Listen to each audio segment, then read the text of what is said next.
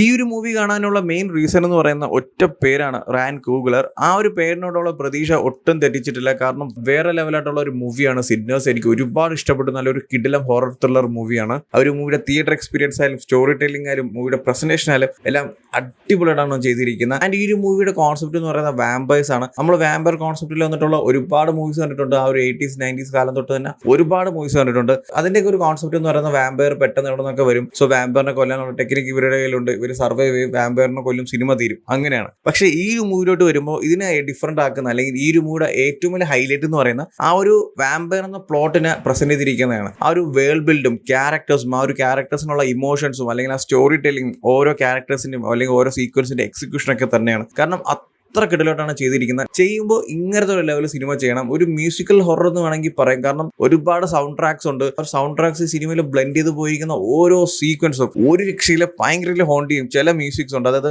ഒരു സീനുണ്ട്, ഒരുപാട് ആൾക്കാർ കൂടി നിന്ന് ഡാൻസ് കളിക്കുന്നത്. എൻ്റെ മോനെ, ആ ഒരു സീക്വൻസിന്റെ പ്രസന്റേഷൻ ഉണ്ടല്ലോ, അതായത് ഓരോ കാര്യങ്ങളും എഡിറ്റിംഗ് ആയാലും ശരി, സിനിമോട്ടോഗ്രാഫി ആയാലും അതിന്റെ എക്സിക്യൂഷൻ ആയാലും ഒരു സിംഗിൾ ഷോട്ടാണ്. അവിടെ വരുന്ന each and everything, especially music തലേരാത്ത് ഇങ്ങനെ ഓടിക്കൊണ്ടിരിക്കും. അത്ര ലെവലായിട്ടാണ് ഒരു സിനിമ പ്രസന്റ് ചെയ്തിരിക്കുന്നത്. ആൻഡ് ഈ ഒരു മൂവിയുടെ സ്റ്റോറി എന്ന് പറയുന്ന ഒരു ട്വിൻ ബ്രദേഴ്സ് അവരുടെ വില്ലേജിൽ ഒരുപാട് കാലത്തിന് ശേഷം തിരിച്ചു വരുവാണ്. ഒരു ബിസിനസ് തുടങ്ങാൻ, ഒരു ക്ലബ്ബൊക്കെ തുടങ്ങാനായിട്ട്. അവിടെ വന്നതിന് ശേഷം ഒരു രാത്രി ഒരു ഫേസ് ചെയ്യുന്ന സിറ്റുവേഷൻസ് ആണ് സിനിമ സംസാരിക്കുന്നത്. ഈ ഒരു ട്വിൻ ബ്രദറായിട്ട് വന്നിരിക്കുന്ന മൈക്കിൾ ബി ജോർഡൻ ആണ്. പുള്ളിക്കാരന്റെ പെർഫോമൻസ് എടുത്തു പറയണം, കിട്ടിലുമാണ്. അതായത് ഈ രണ്ട് ട്വിൻസിനെ നമുക്ക് പെട്ടെന്ന് ഐഡന്റിഫൈ ചെയ്യാനായിട്ട് രണ്ട് ക്യാരക്ടർ പ്രസന്റേഷൻ ആണ്. അതായത് രണ്ടുപേർക്ക് ഡിഫറെന്റ് ആയിട്ടുള്ള ഒരു ബോഡി ലാംഗ്വേജ്, ഡിഫറെന്റ് ആയിട്ടുള്ള ഡയലോഗ് ഡെലിവറി, അവരുടെ എന്ത് പറയുക ലുക്സ് ആയാലും ശരി, അവരുടെ ഒരു നടത്തം അല്ലെങ്കിൽ അവരുടെ വേ ഓഫ് പ്രസന്റേഷൻ എല്ലാം ഡിഫറെന്റ് ആണ്. എന്തിനാ അവരുടെ തൊപ്പി, ആ ഹാറ്റ്സ് ഉണ്ടല്ലോ, അതുപോലും ഡിഫറെന്റ് കളേഴ്സ് ആണ്. അത്ര പെട്ടെന്ന് നമുക്ക് ആ രണ്ട് ക്യാരക്ടേഴ്സിനെ സ്പോട്ട് ചെയ്യാൻ പറ്റും. അത് സ്റ്റാക്ക് ആണോ സ്മോക്ക് ആണോ, അങ്ങനത്തെ രീതിയിലാണ് പുള്ളിക്കാരൻ ഒരു ക്യാരക്ടേഴ്സിനെ പെർഫോം ചെയ്തിരിക്കുന്നത്. ആൻഡ് ഞാൻ നേരത്തെ പറഞ്ഞ പോലെ തന്നെ ഈ ഒരു മൂവിയുടെ മെയിൻ ഹൈലൈറ്റ് എന്ന് പറയുന്നത് ഇതിന്റെ ഒരു സ്റ്റോറി ടെല്ലിങ്ങും പ്രസന്റേഷനും ആ ഒരു വേൾഡ് ബിൽഡ് ഒക്കെ തന്നെയാണ്. കാരണം നമ്മൾ സ്ഥിരമായിട്ട് കണ്ടുമടുത്ത ആ ഒരു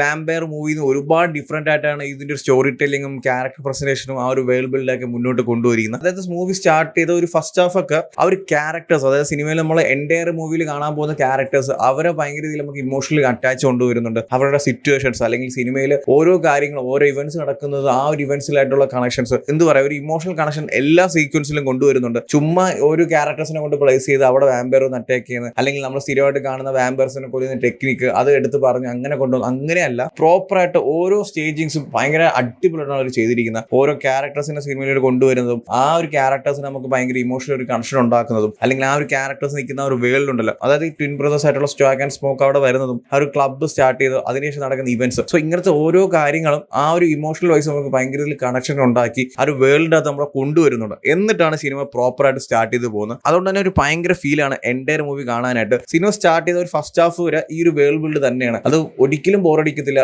ഓരോ കാര്യങ്ങളും വളരെ അടിപൊളിയായിട്ട്, അതായത് ആ ഒരു ട്വിൻ ബ്രദേഴ്സ് ആരാണ്, ഇവർ മീറ്റ് ചെയ്യുന്ന ക്യാരക്ടേഴ്സ്, അല്ലെങ്കിൽ ഒരു ക്ലബ്ബ് തുടങ്ങുന്ന റീസൺ, ക്ലബ്ബ് തുടങ്ങിയതിനു ശേഷമുള്ള കാര്യങ്ങൾ, ക്ലബിലോട്ട് കൊണ്ടുവരുന്നത്, ഇങ്ങനെ ഓരോ കാര്യങ്ങളും വളരെ ഡീറ്റെയിൽ ആയിട്ട് കാണിക്കുന്നുണ്ട്. ആൻഡ് അത് മാത്രമല്ല, ആ ഒരു വാമ്പയറിന്റെ കാര്യമായാൽ പോലും ചുമ്മാ കുറെ വാമ്പയർ അവിടെ നിന്ന് വരുന്നതെന്നല്ല, ആ വാമ്പേഴ്സിന് പോലും അല്ലെങ്കിൽ അവരുടെ ഒരു ഹിസ്റ്ററി, ഫ്ലാഷ് ബാക്ക്, അല്ലെങ്കിൽ പ്രോപ്പറായിട്ട് ഒരു വലിയൊരു സ്റ്റോറി, അതായത് ഇതിനെ കണക്ട് ചെയ്ത് ഇനി വേണമെങ്കിൽ അവർക്ക് വേറെ പാർട്ടൊക്കെ ചെയ്യാൻ പറ്റുന്ന രീതിക്ക് ഓരോ കാര്യങ്ങളും അടിപൊളിയാണ് സിനിമയിൽ ചെയ്തിരിക്കുന്നത്. ആൻഡ് ഈ സിനിമ ഞാൻ കണ്ടത് ഐമാക്സിലാണ്. ഈ ഒരു സിനിമ ഷൂട്ട് ചെയ്തിരിക്കുന്നത് ഐമാക്സ് ക്യാമറയിലാണ്. അതൊരു ഒന്നൊന്നര എക്സ്പീരിയൻസ് ആയിരുന്നു കേട്ടോ. ഒരു രക്ഷയില്ലാത്ത എക്സ്പീരിയൻസ് ആയിരുന്നു. കംപ്ലീറ്റ്ലി ആ ഒരു സിനിമ ഫുള്ളി ഐമാക്സിലല്ല, ചില സീക്വൻസ് ഒക്കെ ഐമാക്സ് ക്യാമറയിലും, ചിലതൊക്കെ നമ്മൾ നോർമൽ സിനിമാറ്റിക് സ്കോപ്പിലൊക്കെ തന്നെയാണ്. അതായത് നമ്മൾ സിനിമ സ്റ്റാർട്ട് ചെയ്യുമ്പോൾ ഒരു സീക്വൻസ് ഉണ്ട്, ഫുൾ സ്ക്രീൻ ഇങ്ങനെ നിൽക്കും.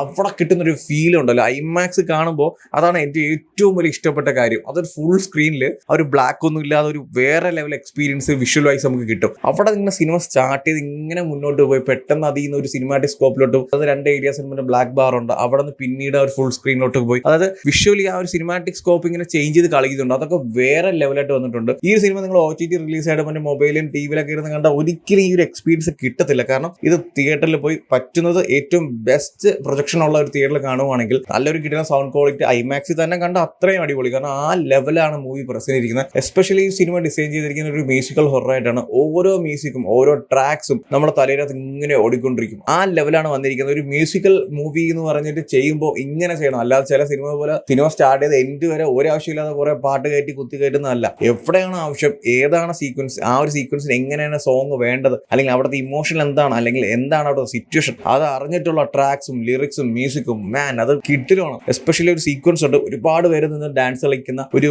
സിംഗിൾ ഷോട്ടിൽ പോകുന്ന സീക്വൻസ്. എൻ്റെ മോനെ, അത് സ്റ്റാർട്ട് ചെയ്ത ആ ഒരു സീക്വൻസിന്റെ എൻഡ് വരെ ഉള്ള ഒരു മ്യൂസിക്കും ആ ഒരു ലിറിക്സും ആ ഒരു ടോണും അതൊക്കെ നമ്മുടെ തലയിനകത്ത് ഇങ്ങനെ നിൽക്കും. അത് കഴിഞ്ഞാൽ നമ്മൾ ജസ്റ്റ് ഒരു സീക്വൻസ് അത് ആലോചിച്ച് നോക്കുകയാണെങ്കിൽ നമ്മളെ മനസ്സിൽ അത് ഇങ്ങനെ വരും, ആ ഒരു എൻറ്റയർ സീക്വൻസ്. ആ രീതിക്കാണ് ഈ ഒരു സിനിമയിലുള്ള ഓരോ സീക്വൻസും പ്രസന്റ് ചെയ്തിരിക്കുന്ന. ഓഡിയോ വൈസ് ആയാലും ശരി, വിഷ്വൽ വൈസ് ആയാലും ശരി, നമ്മുടെ മനസ്സിൽ അത്രമാത്രം പതിയും ഓരോ സീക്വൻസ് ഈ ഒരു മൂവിയിലുള്ള. ആൻഡ് ഈ ഒരു മൂവിയുടെ ടെക്നിക്കൽ വൈസ് എടുത്ത് നോക്കുകയാണെങ്കിൽ ഈച്ച് ആൻഡ് എവറി ഡിപ്പാർട്ട്മെന്റ് അത്ര കിടലോട്ടാണ് വർക്ക് ചെയ്തിരിക്കുന്നത്. കാരണം ആ ലെവൽ ഓഫ് എക്സ്പീരിയൻസ് നമുക്ക് തിയേറ്ററിൽ നിന്ന് കിട്ടുന്നുണ്ട്. എഡിറ്റിംഗ് ആയാലും ശരി, സിനിമോട്ടോഗ്രാഫി ആയാലും ശരി, മ്യൂസിക് ആയാലും വേറെ ലെവലാണ്. അതുകൊണ്ടാണ് നമ്മൾ സ്ഥിരമായിട്ട് കാണുന്ന ഒരുപാട് വാമ്പയർ മൂവീസ് ഭയങ്കര രീതിയിൽ ഡിഫറെന്റ് ആയിട്ട് ഈ മൂവി നിൽക്കുന്നത്. ഫോർ എക്സാമ്പിൾ പറയുകയാണെങ്കിൽ വാമ്പയർ മൂവീസ് ഒരുപാട് കണ്ടിട്ടുള്ളവർക്ക് അറിയാം ഒരു വാമ്പയറിനെ എങ്ങനെയാണ് കൊല്ലുന്നുള്ളത്. ഒരു സിൽവർ ബുള്ളറ്റ്സോ അല്ലെങ്കിൽ ചെസ്റ്റിലോട്ട് ഒരു വുഡൻ സ്റ്റേക്ക് കുത്തിക്കയറ്റോ, അങ്ങനെ ഒരുപാട് കാര്യമുണ്ട്. ഗാർലിക് വാട്ടർ, അങ്ങനെ ഒരുപാട് കാര്യങ്ങളുണ്ട്. സോ അതൊക്കെ സിനിമയിൽ പിന്നെയും എടുത്തു പറഞ്ഞ് ബോറടിപ്പിക്കുന്നില്ല. പെട്ടെന്ന് ഒരു ഫ്രാക്ഷൻ ഓഫ് സെക്കൻഡ്സിൽ കാര്യം പറഞ്ഞു പോകുന്നുണ്ട്, ഇതാണ് ഐറ്റം, ഇങ്ങനെയാണെന്ന് ബാക്കിയുള്ളവർ പറഞ്ഞ് മനസ്സിലാക്കി സിനിമ മുന്നോട്ട് കൊണ്ടുപോകുന്നുണ്ട്. അതായത് നമ്മൾ സ്ഥിരമായിട്ട് കണ്ടു മടുത്ത ഐറ്റംസ് എവിടെയും ഇല്ല.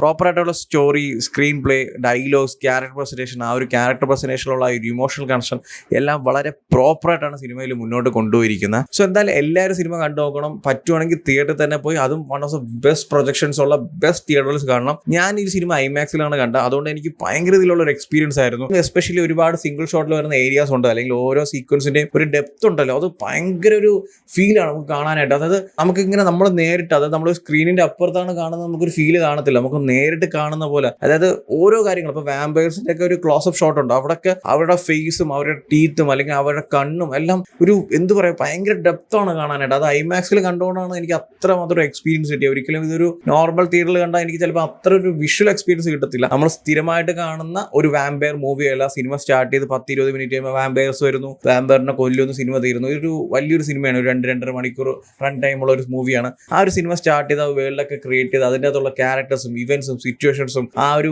ഇമോഷൻസ് ഒക്കെ കണക്ട് ചെയ്ത സിനിമ നമ്മൾ ആ ഒരു ട്രാക്കിലോട്ട് എത്തിച്ചതിന് ശേഷം ആ ഒരു വാമ്പയർ എന്നൊരു കോൺസെപ്റ്റും കണക്ട് ചെയ്ത സിനിമ അങ്ങോട്ട് ഒരു വേറെ ലെവൽ ട്രാക്കിലോട്ട് പോകുന്നുണ്ട്. ആ ഒരു എക്സ്പീരിയൻസ് ഫീൽ ചെയ്യാൻ റെഡി ആണെങ്കിൽ just go and watch this movie. ഒരു അടിപൊളി എക്സ്പീരിയൻസ് ആയിരിക്കും. സോ എന്തായാലും കണ്ടു നോക്കുക. എസ്പെഷ്യലി ഐമാക്സിൽ പറ്റുമെങ്കിൽ ഐമാക്സിൽ തന്നെ, ഐമാക്സിൽ അല്ലെങ്കിൽ പിക്സൽ ആയാലും ശരി, വേറെ അതുപോലത്തെ ഒരു കിടിലം പ്രൊജക്ഷൻ ഉള്ള ഏത് തിയേറ്റർ ആണോ, just go and watch this movie.